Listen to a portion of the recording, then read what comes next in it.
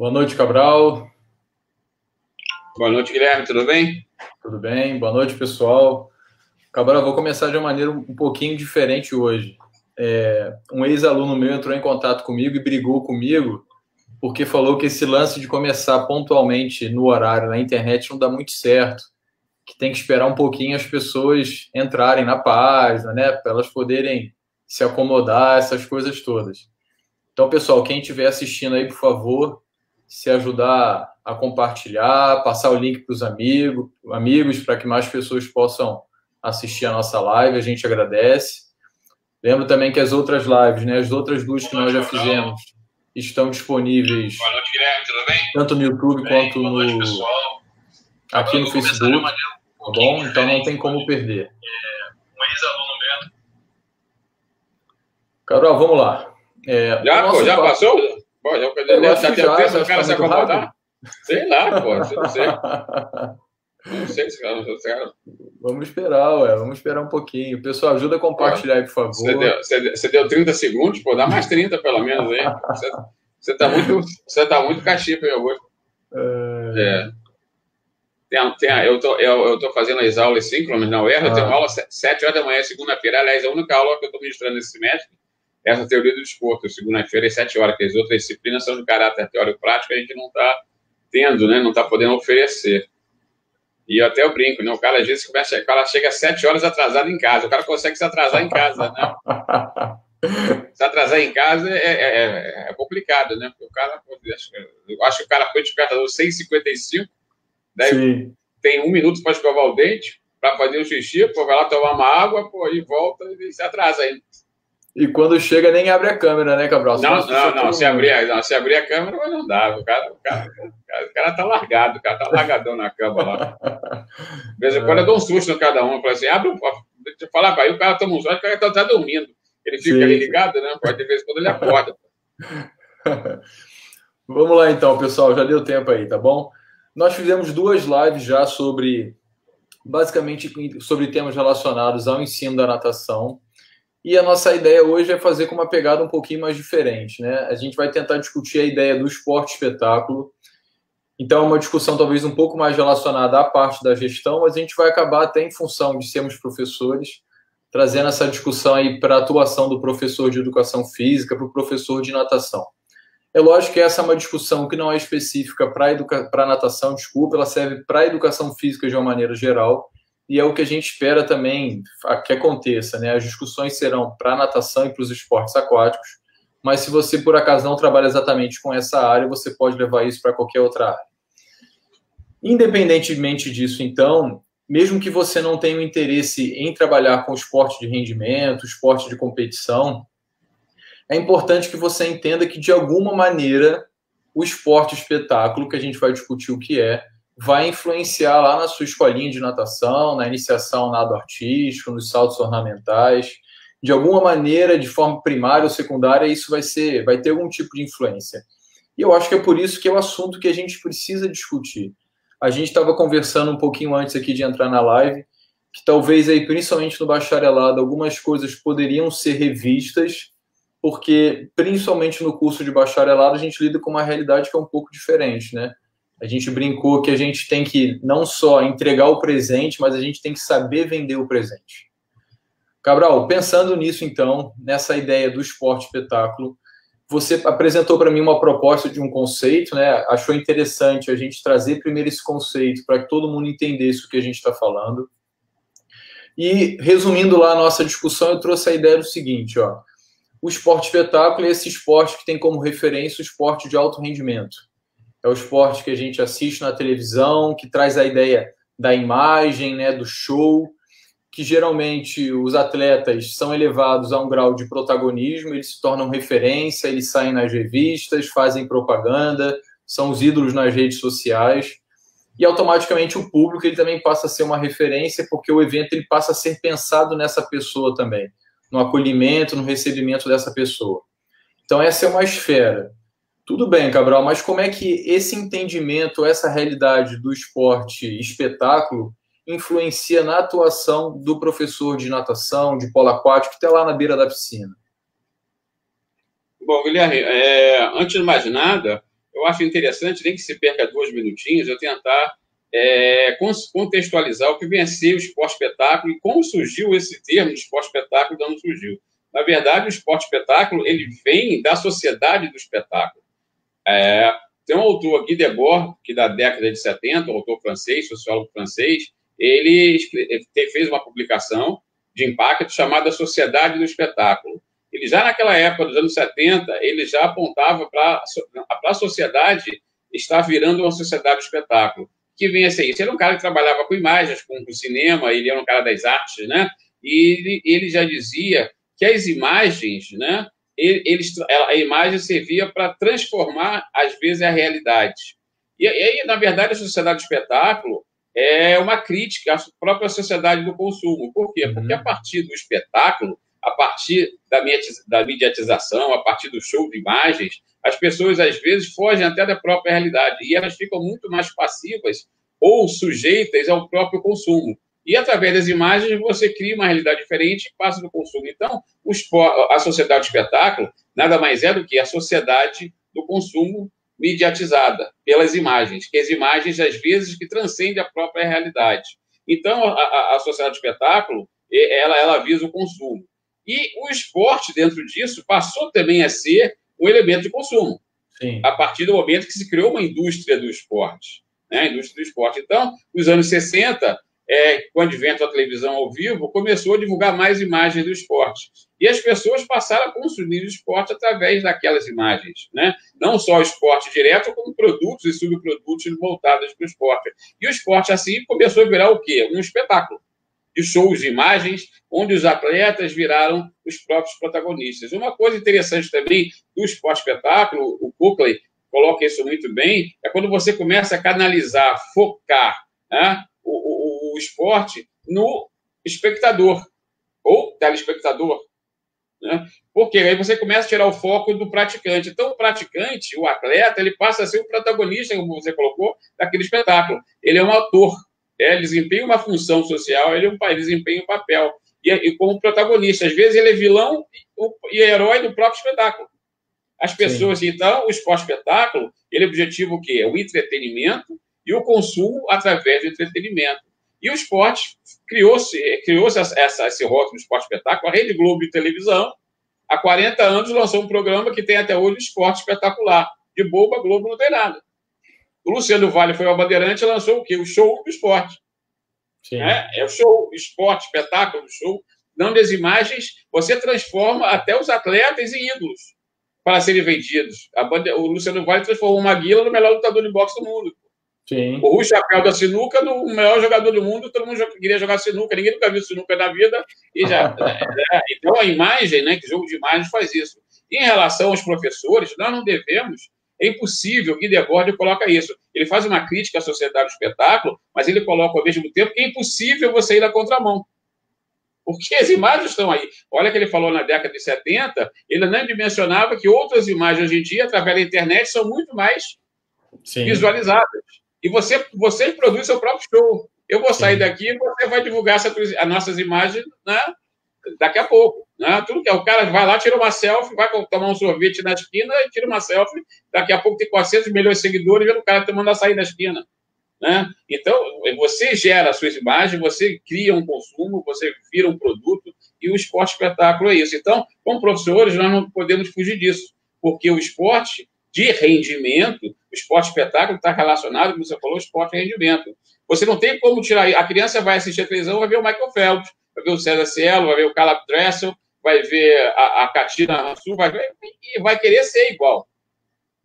E através do Phelps, do Caleb Dressel, do Cielo, você vai vender óculos, vai vender touca, vai vender prancha, você vai vender aulinha de natação, você vai vender tudo. É o esporte, ele vira o esporte espetáculo. E agora, a gente tem que ter uma consciência crítica até que ponto a criança pode ser moldada nisso daí ou não. Tem que ter um senso crítico.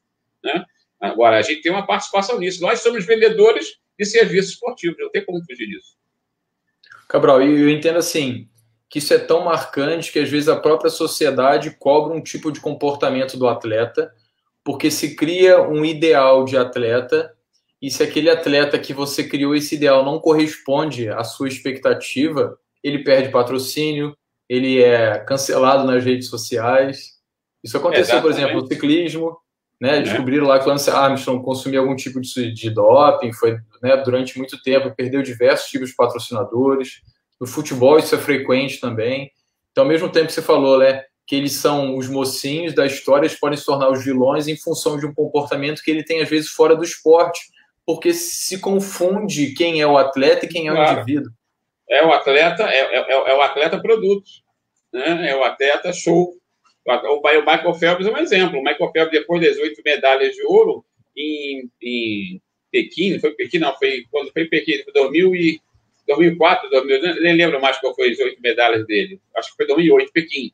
2008, Pequim. Ele foi lá dar uma relaxada, estava de saco cheio treinado, treinou 4 anos, só faltou um dia, porque tirou um siso, e foi lá, uma festinha lá, fumou maconha, e filmaram ele fumando a maconha dele, pô.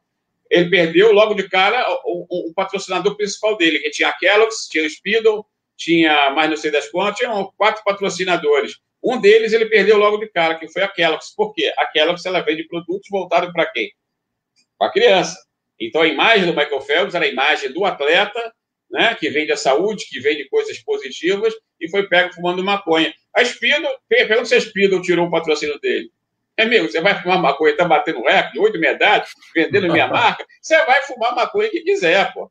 Desde que a firma você não seja punido pela federação, não seja dopado, né? Agora, você vai vender minha marca, pô. Então, esse jogo de interesses, né, ele existe, na verdade, porque o atleta faz parte disso, as pessoas se espelham nos atletas, né? Sim. E o público, nesse esporte espetacular, o mais importante é o entretenimento do público. Aí que vem o espetáculo. A pessoa hoje, o foco está no espectador.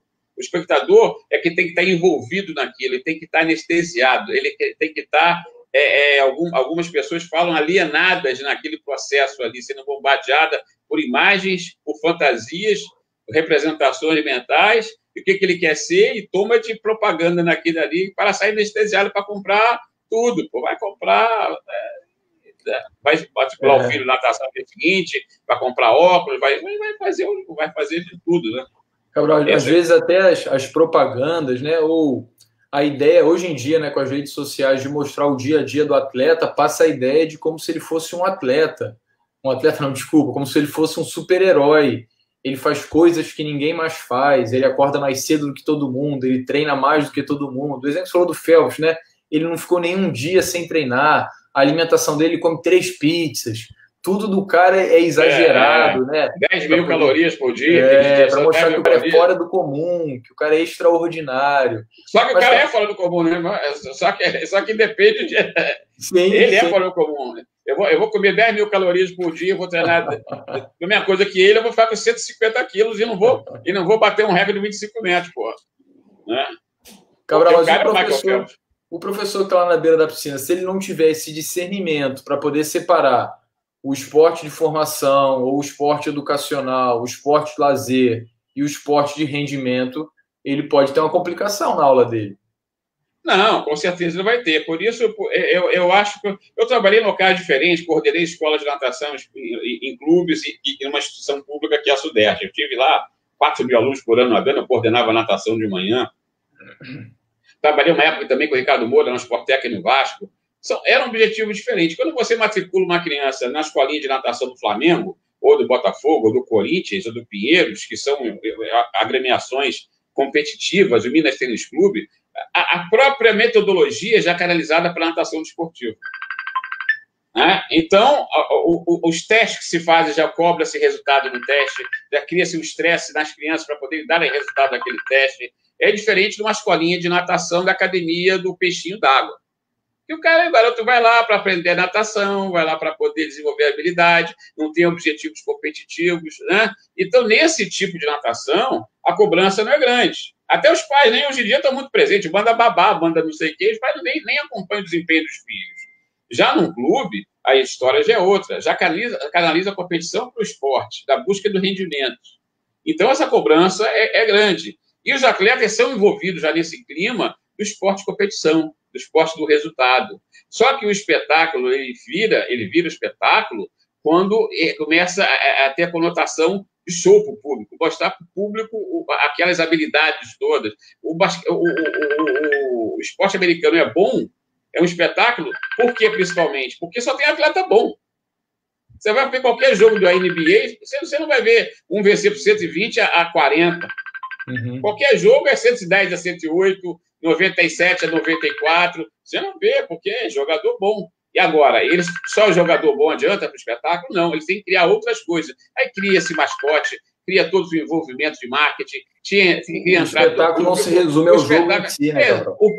O público interage com o espetáculo, aquele kiss, beijo da arquibancada, o mascote da arquibancada interage com o público. O público é participante, é ativo. Então, o foco está no público. Tudo que tem que ser feito na quadra para agradar quem? Ao público. Então, aí vira o esporte espetáculo. Aí é quando eu falo agradar o público e os patrocinadores que bancam aquele evento. Sim.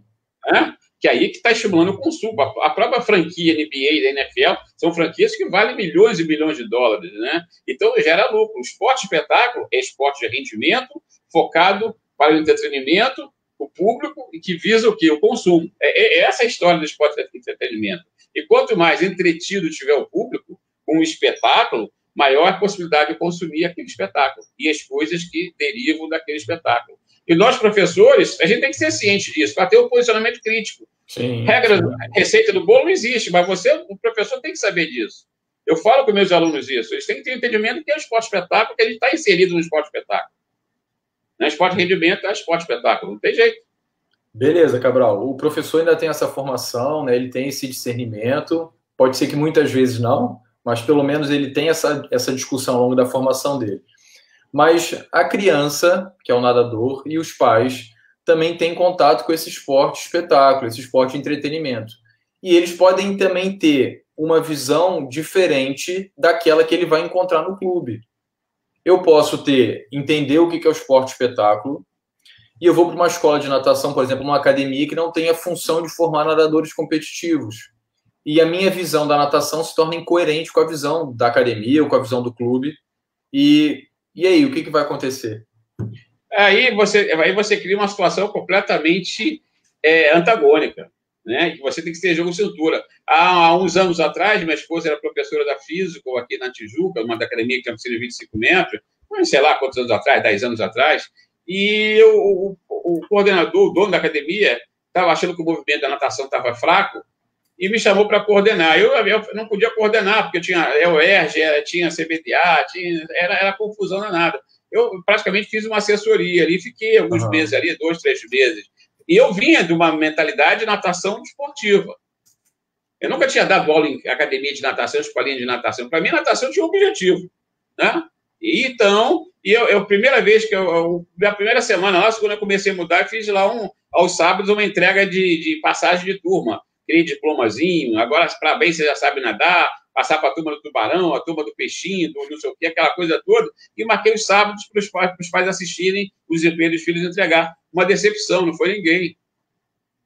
Pouquíssima gente, e os que foram ficavam olhando no relógio, pois não vai acabar não? Sim, sim. Porque eu fazia aquilo em ambiente competitivo. E a participação dos pais era de 100%. Os pais já estavam envolvidos naquilo.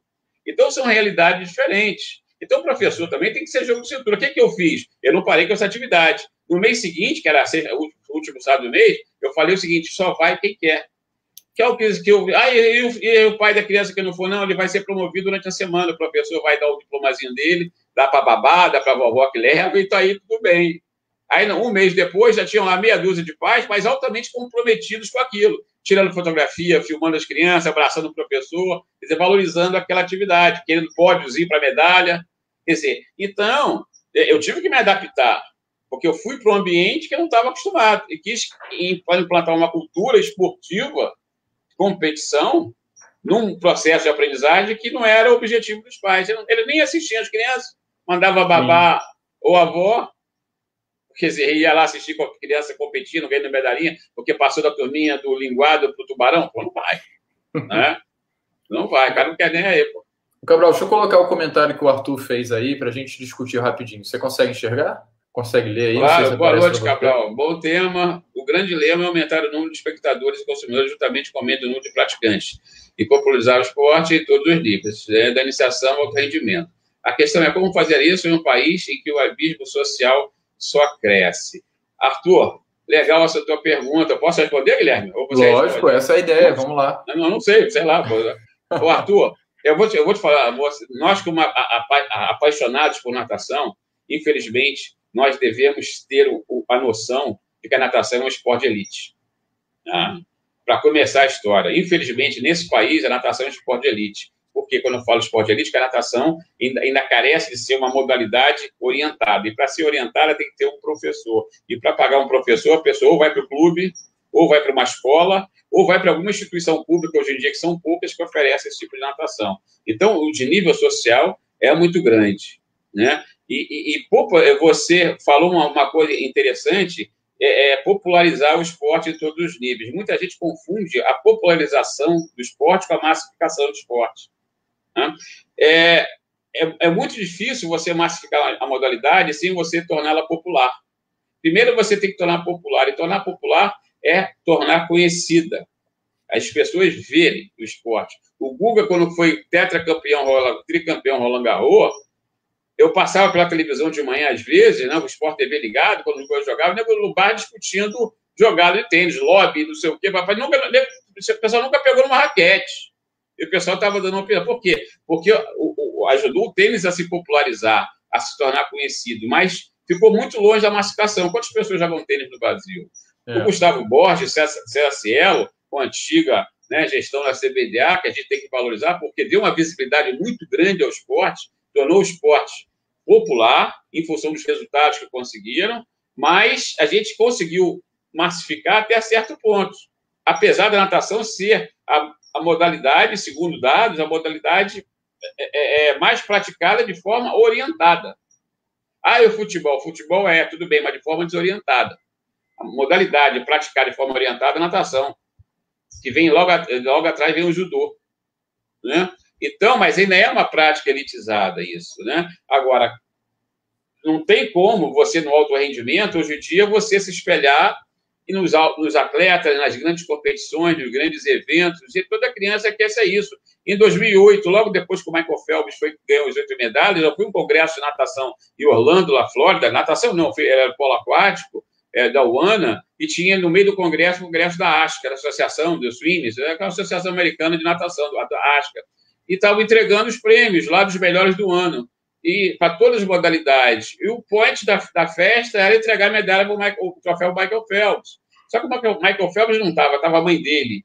Né? A mãe dele foi aplaudida tanto quanto foi o Michael Phelps. Não foi aplaudida porque ela estava substituindo o Michael Phelps, não. A gente sentiu que ela foi aplaudida por ela ser mãe dele, ter gerado um monstro. Tá? Um agradecimento ali. E as crianças, o filme que passou das crianças, né? Passou um filmezinho, todas as crianças de 5, 6, 7 anos na natação nos Estados Unidos todo, perguntavam o que as crianças queriam ser quando crescessem, todas elas, eu quero ser Michael Phelps, eu quero ser Michael Phelps. Então, ela cria ídolos, a natação americana, ela cria ídolos, e mantém ídolos, agora é o Caleb Dressel. Aqui, hoje em dia, nós estamos numa entre-safra grande de ídolos de natação. É um problema. A natação está caindo meio que no esquecimento popular. Não se fala mais resultado. Deixa eu criar uma confusão aí. A gente tem essa ideia, então vamos imaginar a criança, né? Ela petis, mirim, petis ou infantil, ela vê na televisão alguma coisa de campeonato mundial, de Jogos Olímpicos, e tem essa ideia de competição, né? De status de competição como referência. E quando ela vai competir, ela encontra uma realidade diferente. As piscinas às vezes não são tão boas, o local que os pais têm para poder ficar também não é adequado, é no sol, não tem banheiro, não tem lugar para se alimentar. Isso é um complicador, certo? Não, esse para mim, é o principal complicador. Eu que trabalhei com gestão esportiva há muito tempo, eu falo isso com os meus alunos, até de licenciatura. Você vai organizar uma competiçãozinha escolar dentro da...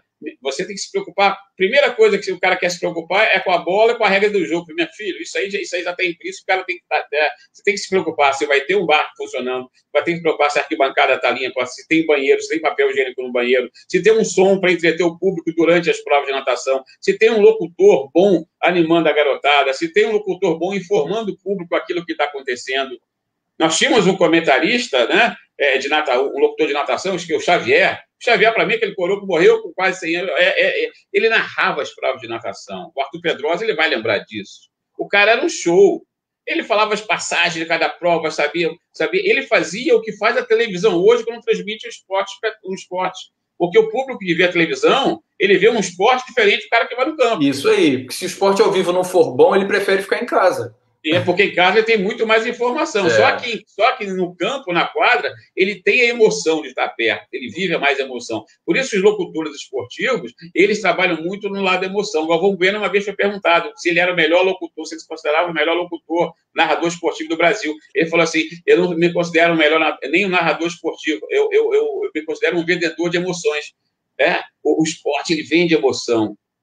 A Coca-Cola não vende emoção. Você cria uma emoção em cima da Coca-Cola, né? Em cima de outro produto. O esporte não. O cara chora quando perde, chora quando ganha, o público chora com ele, quando o cara quebra a perna, quando o cara faz o gol, quando o cara perde o gol. Tudo gera emoção. Então, a gente tem isso para vender, né? Agora, o professor tem que saber tocar o aluno, a criança, naquela emoção que ele quer sentir, que os pais querem sentir. Às vezes, você tem que mostrar para o pai que ele melhorar meio segundo e ficar em último lugar, foi ótimo, foi bom para ele melhorou meio segundo, ele tem que entender que os outros estão melhores do que ele, ou que se tem mais habilidade, eu não sei, mais então, mas você tem que manter aquele aluno nadando, aquela criança, porque aquele é bom para ele, eu vou ser bom para a saúde, é bom para a interação social, quer dizer, não tem regra do bolo, não tem receita do bolo, a gente pode dar os ingredientes, né? Como o cara vai fazer o bolo, se vai ser com mais açúcar, menos açúcar, mais farinha, menos farinha, né? Que eu falo para os alunos, né? Não adianta querer, Cabral, o que você faz? Eu não sei o que eu faço, depende da situação. Agora, você tem que entender o contexto, né? Se você entender o contexto, você vai criar estratégias para poder, né, fazer aquilo funcionar, né? Essa aqui é a minha visão, pelo menos. Legal, Cabral. O entendimento que eu tenho também é o seguinte, eu não posso querer cobrar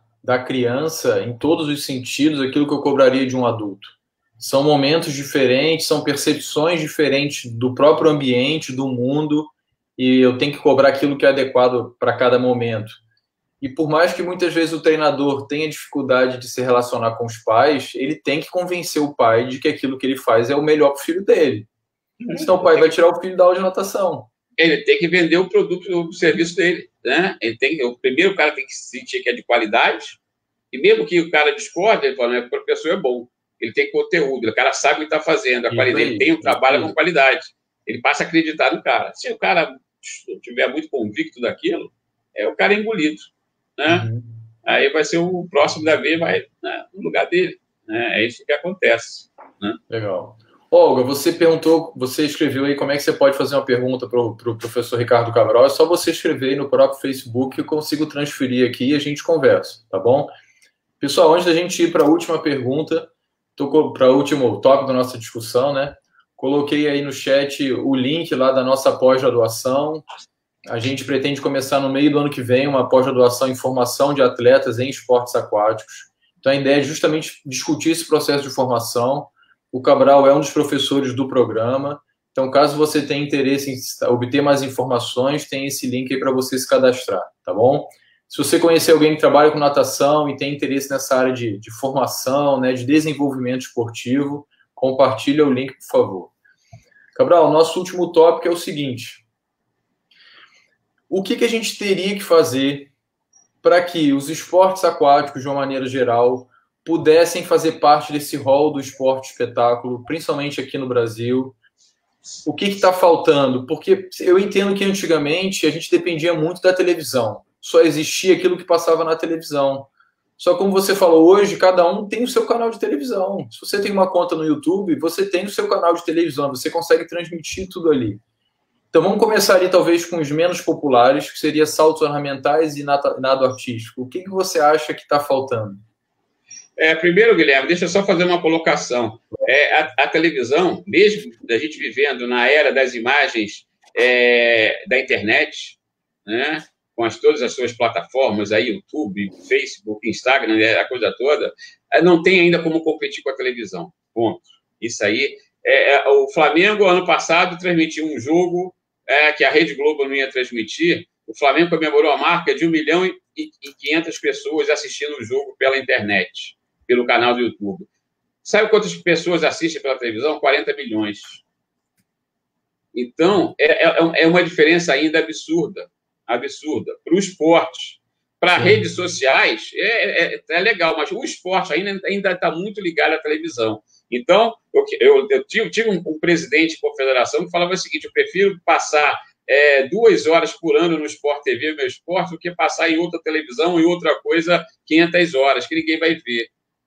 Ou pouca gente vai ver, o impacto vai ser muito menor. A televisão ainda é. Quando a gente fala de esportes aquáticos, nós temos 5 esportes aquáticos, cada um é um produto diferenciado. Sim. O polo aquático é um esporte coletivo, um esporte de jogo, ele gera uma emoção maior, uma expectativa maior.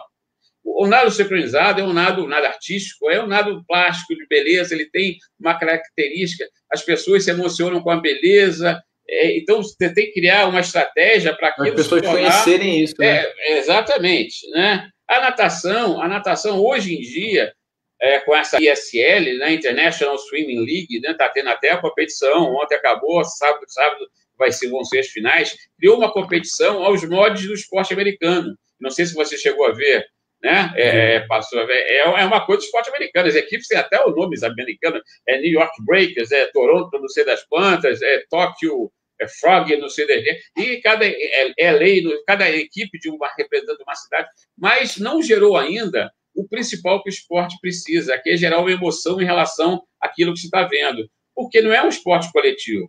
Mas a natação está procurando fazer isso. A própria Federação Internacional começou a mudar em função também dessa demanda da ISL.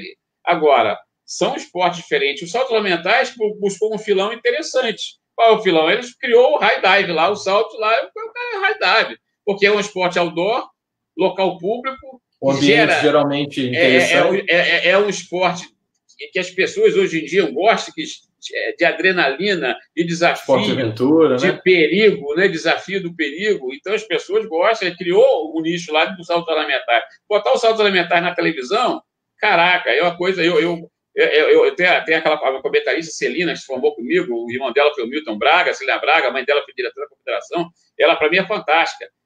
Salto 3,5, carpado, não sei o quê, revirado, a pessoa vai lá, não sei o quê, não, caiu na água. Aí só pergunta para você, o que você achou? Não, o pé estava assim, a perna assada, não sei o quê. Eu falei, que isso? Em menos de 3 segundos, 2 segundos, ela descreveu. Eu daria nota 5,7. Vai lá, as notas 5,8, 5,6, 5,7. Mas ela entende aquilo. Quem não entende, para mim é tudo igual. Eu brinco com a Sônia do nado sincronizado. Para mim, nado sincronizado não tinha que ter nem competição. Para mim, nado sincronizado, é show. É um show, porque vai dizer que uma é melhor que a outra. Porra, tudo bacana, tudo bonito pra caramba. É igual de Filhos para de Samba. Ganhou por 1/10 a Mangueira do Salgueiro. Vem cá. Pô. E aí? Né? O público, de uma maneira geral, não percebe essa sutileza, né, para poder entender o esporte. O público vai lá para entender. E essa competição ISL, eu assisti 3 dias seguidos. Eu não consegui entender a competição. Eu vou buscar até para a semana que vem, na internet, no Google, o regulamento, porque eu entendo como se formam essas equipes, o regulamento, o cara escolhe uma competição, e os próprios comentaristas eles não explicam direito aquilo. Competição de natação da FINA, a gente sabe como é que é. Foi a semifinal, final, aí acabou, o melhor tempo, bateu na bola, pretende ações, acabou. Lá não, o cara, quem ganhou o revezamento, escolhe uma prova, aí tem o desafio de 3 competições seguidas, e aí marcou 20 pontos, e a gente não sabe de nada. É igual eu vendo futebol americano, é um show, um espetáculo de imagens. Mas eu não entendo patavina, vejo todo ano o Super Bowl. Aquilo ali é fantástico. Para mim, é um show de esporte aquilo ali. Mas eu não entendo. Agora, hoje em dia, entendo mais alguma coisa. Né? Então, quando ele fala esportes aquáticos, precisa ser mais... trabalhar mais nessa linha de espetáculo. Eu falo que não é só o esporte aquático, é só o próprio esporte dentro de níveis menores, já que é canalizado para o rendimento, o professor tem que já se preocupar com isso. Né? De entreter o público, de dar ao público algo mais do que só o próprio atleta nadando. Sim. Só jogando polo aquático ou só competindo. Tem que se criar uma atmosfera, né? É isso aí que visa o esporte espetáculo, né? Então, no esporte aquático é difícil a gente falar, porque são características completamente diferentes. Eu lembro, Cabral, eu fiz um curso lá no Maracanã sobre gestão de arenas multiuso. E no curso eles discutiam justamente isso, né? O público, a pessoa pisou fora de casa, até o momento que ela volta para casa, ela tem que passar por uma situação de excelência. Não, se ela for de ônibus, se ela for a pé, se ela for de táxi, ao chegar no estádio, tudo isso tem que ser de excelência. Não dá para estar assistindo o jogo. É porque a gente não tem muito tempo. Senão eu ia te contar a minha primeira vivência da NBA, que eu assisti, junto com o Dr. Cláudio Cardoli, que era o nosso coordenador médico, ele é do basquete, hoje em dia do basquete do Flamengo, quando a gente estava numa Liga Mundial em Long Beach, perto de Los Angeles, ele se esmou de assistir um jogo da NBA de basquete, um playoff. Era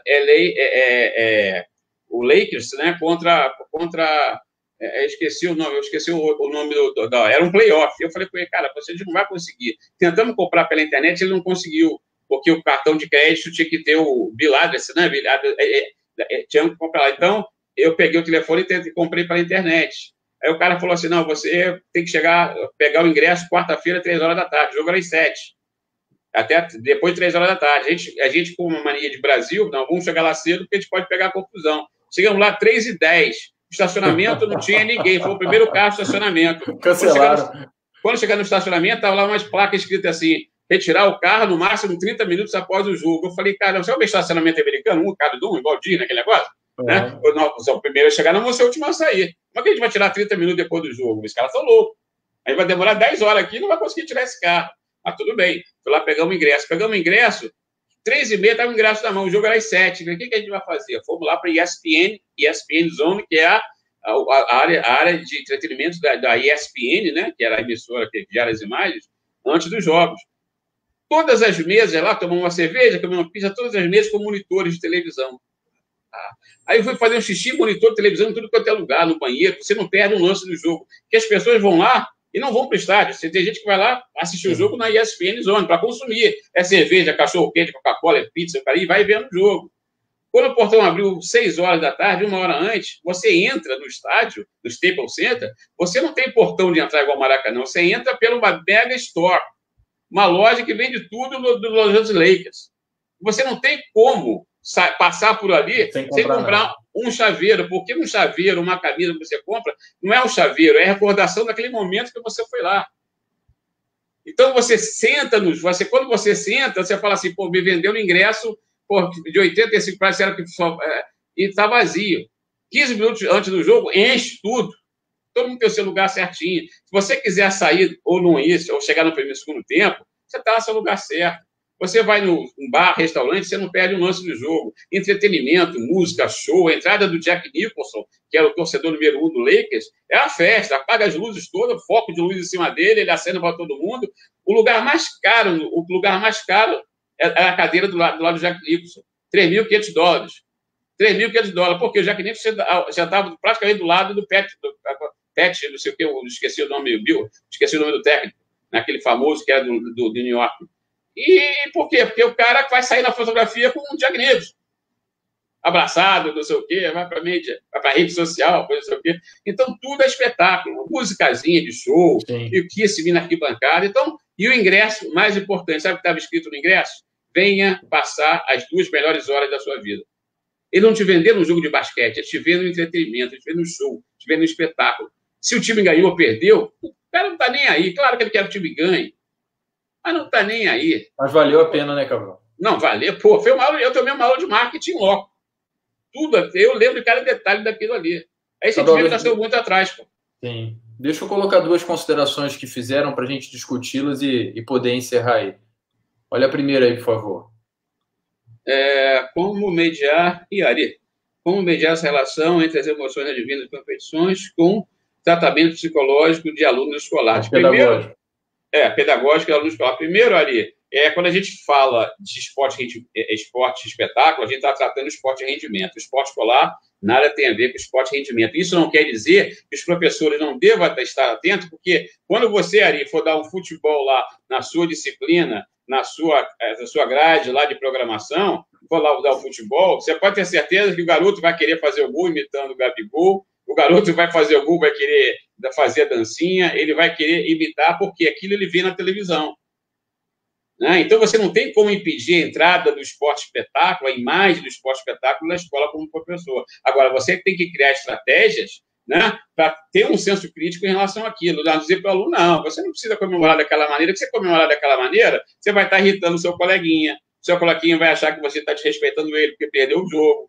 Então, você trabalhar esse aspecto pedagógico no sentido de controlar as emoções, controlar os comportamentos. Isso é importante. Na escola, porque você não tem, como o Guy Debord ele fala, não tem como impedir que a sociedade não seja mais sociedade de espetáculo.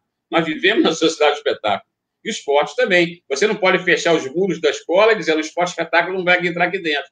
Vai entrar, porque o garoto vai lá, vai ver televisão, vai assistir lá a televisão, o basquete, o vôlei, o cara surfando, vai querer reproduzir aquilo dentro do ambiente dele. Agora, o professor tem que ter um senso crítico e saber como levar aquilo. Legal, Cabral. Vamos a outra consideração aqui do Rodolfo. Ó. Professores, romper com o modelo convencional de competição seria uma opção? Não sei. A competição é competição. Né? Na próxima live nossa, nós vamos discutir o que é esporte, não é isso, Guilherme? Isso aí. Eu tenho 2 aulas ou 3 aulas que eu passo na UERJ discutindo o que é esporte. Né? Tanto no seu significado, quanto na sua definição. Porque a definição é uma coisa, o significado é outra. O esporte é definido por uma série de teorias. Agora, o significado, o que ele representa na sociedade é uma outra. Mas o que é em senso comum? Que o esporte ele tá condicionado à competição. Não tem como a criança não competir. E o modelo de competição é um contra o outro, é uma equipe contra a outra. Agora, você tem que poder, como professor, ensinar a competir. Ensinar a vencer, ensinar a perder, ensinar a respeitar o adversário, ensinar a reconhecer as suas dificuldades, ensinar a superar as suas dificuldades, reconhecer que o outro tem mais qualidade que você. E isso é ensinar a competir. Né? Ensinar a competir não é ensinar a vencer, né? Cabral, existem teorias aí do treinamento em longo prazo que eles dividem esse processo de formação em diferentes etapas. Né? O primeiro seria uma etapa que eles chamam de fundamental, aí traz a ideia do fun, né? Que a criança está se divertindo, sentir prazer pelo esporte. Depois ele vai treinar para aprender, depois ele vai treinar para treinar, depois ele vai treinar para competir e só depois que ele vai treinar para ganhar. Então, pode parecer, assim, alguma coisa, Rodolfo, na minha opinião, né, muito filosófica e tudo mais, mas ainda é a teoria que sustenta a ideia de que a criança vai permanecer no esporte por mais tempo. Porque eu entendo que se a única motivação dele de ficar no esporte é vencer só um ou dois que vão vencer. Claro. Não tem Isso jeito. existe. E se vendeu o produto errado. Essa é a motivação para uma criança de 10, 11 anos. Você está jogando fora crianças, né? E crianças que vão pagar para você ser técnico. Sim. É a verdade. Eles não vão querer mais. Você não pode ensinar a vencer e perder, reconhecer, que eu falei, tudo faz parte da competição. Você não ensina só a vencer. Pô.